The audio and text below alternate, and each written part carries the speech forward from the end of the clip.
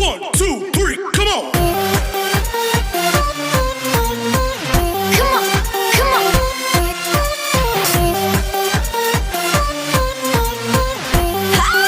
Kick. Halo anak-anak kelas 5, apa kabar? Semoga masih dalam keadaan sehat dan semangat dalam belajar. Nah, pagi ini kita akan belajar tentang pelajaran IPS. Silakan buka buku kalian halaman 50. Ya, kita akan belajar tentang manfaat pembangunan sosial di lingkungan sekitar. Ya. Buka halaman 50. Oke, mari kita cek dan kita ulik, kita bahas tentang materi kita hari ini. Nah, untuk hari ini kita belajarnya tentang manfaat, tentang pembangunan sosial di lingkungan sekitar. Kalau kemarin kita kan belajarnya tentang kegiatan yang ada di dataran tinggi, ya. Nah, yang namanya pembangunan sosial itu artinya kegiatan manusia, ya, untuk meningkatkan taraf hidupnya agar tercapai kesejahteraan, ya.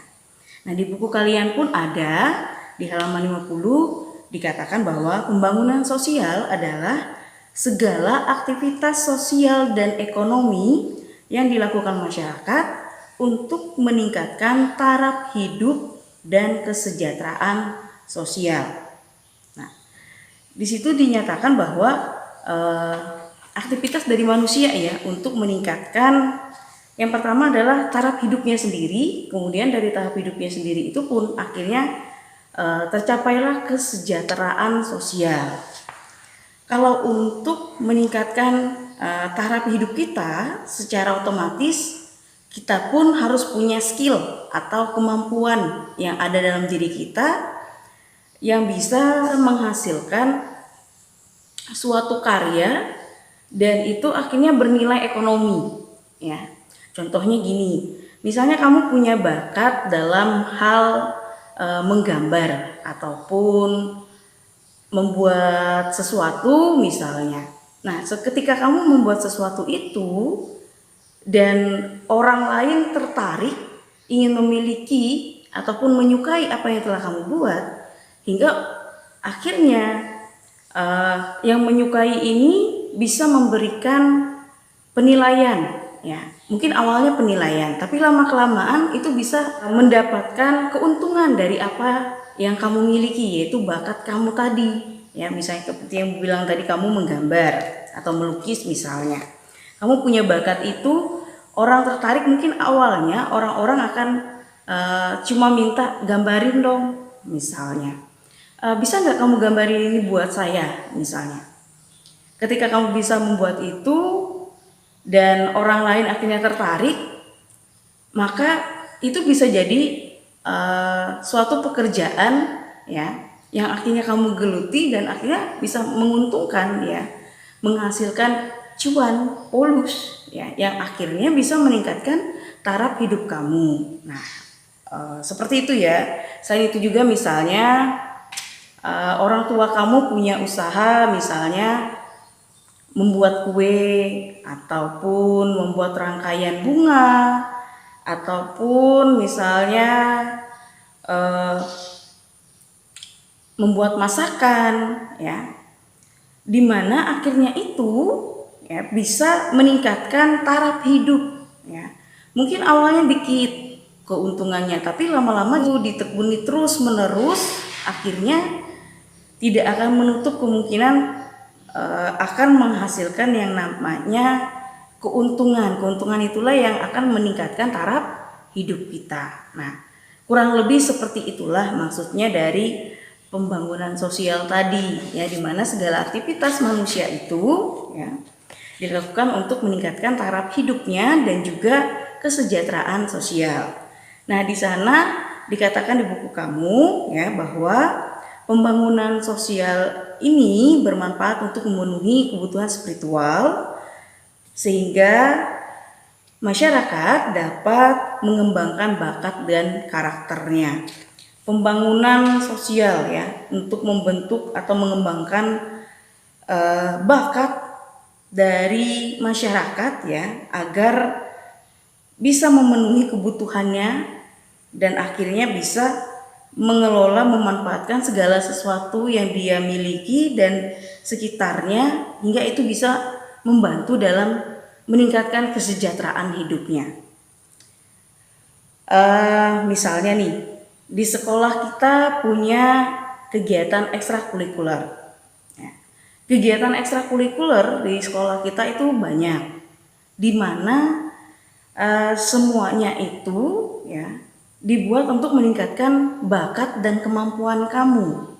Ya. Bukan sekedar ece-ece untuk kamu bermain dan berkumpul sama teman, ya, tapi di sana akan diajarkan ya, akan digali sehingga bakat dan kemampuan kamu itu semakin meningkat, semakin membuat kamu percaya diri dengan bakat kamu, hingga akhirnya bakat itu bisa menjadi talenta dan talenta itu bisa menjadi sesuatu yang bisa meningkatkan taraf hidup kamu untuk kemudian hari ya. Maksudnya seperti itu ya. Jadi dikenalkan waktu kamu sejak dini akan banyak bakat ya. Kira-kira di diri kamu bakatnya apa ya? Jangan bakat gibah, nggak boleh ya. Oke, selanjutnya kita lihat di halaman 50 juga dikatakan bahwa contoh pembangunan sosial yang terdapat di lingkungan sekitar kita misalnya adalah sebuah toko roti. Nah, di toko roti itu pasti terjadi namanya interaksi ya, seperti interaksi ekonomi. Ada produksi, ada distribusi, dan ada konsumsi. Nah, di mana penjual dan pembeli bertemu, kemudian si pengolah atau produksi juga ada di situ, ataupun misalnya toko roti itu sudah punya cabang lain hingga distribusinya bisa berjalan ya. Nah, kegiatan jual dan beli ini ya menghasilkan keuntungan bagi penjual dan juga pembeli.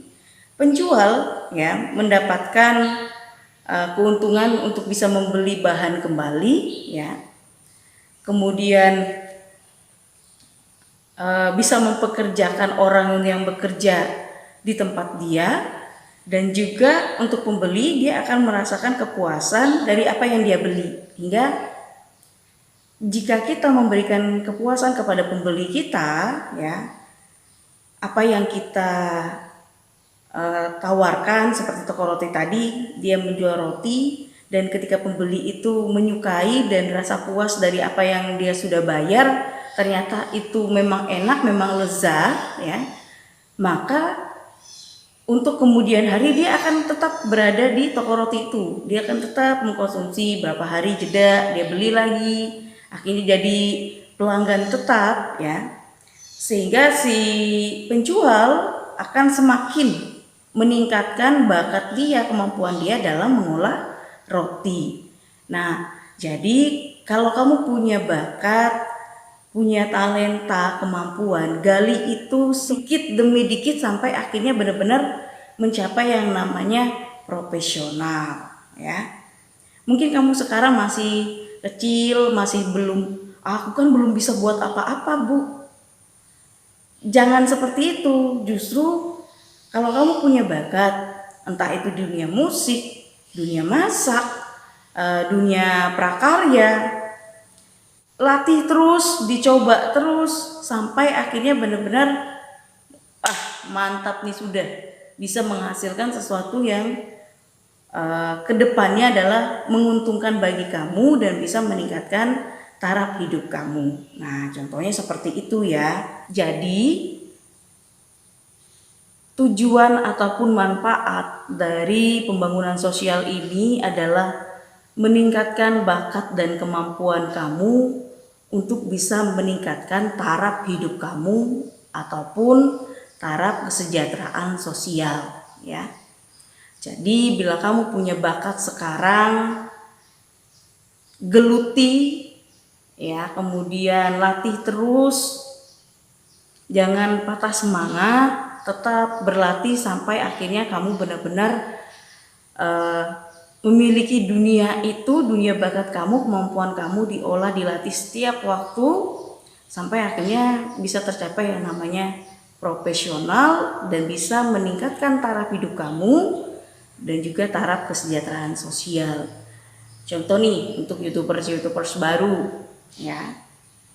Terus membuat kreasi-kreasi kreator-kreator yang baik, tontonan yang baik, yang mendidik, sehingga itu bermanfaat bagi orang banyak.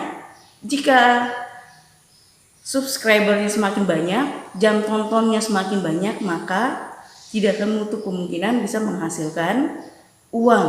Ya, akhirnya adalah peningkatan taraf hidupnya pun tercapai. Jadi gunakanlah bakatmu dalam hal yang positif sehingga kamu pun akan merasakan kesejahteraan itu dan taraf hidup kamu pun akan meningkat ketika kamu bisa menggunakan, mengeksplor dan memanfaatkan bakat yang kamu miliki. Oke, sampai di sini dulu pembelajaran kita tentang manfaat pembangunan sosial di lingkungan sekitar kita. Ibu harap dari apa yang Ibu sampaikan tadi dapat kamu mengerti, dapat kamu pahami tentang manfaat pembangunan sosial di lingkungan sekitar ya.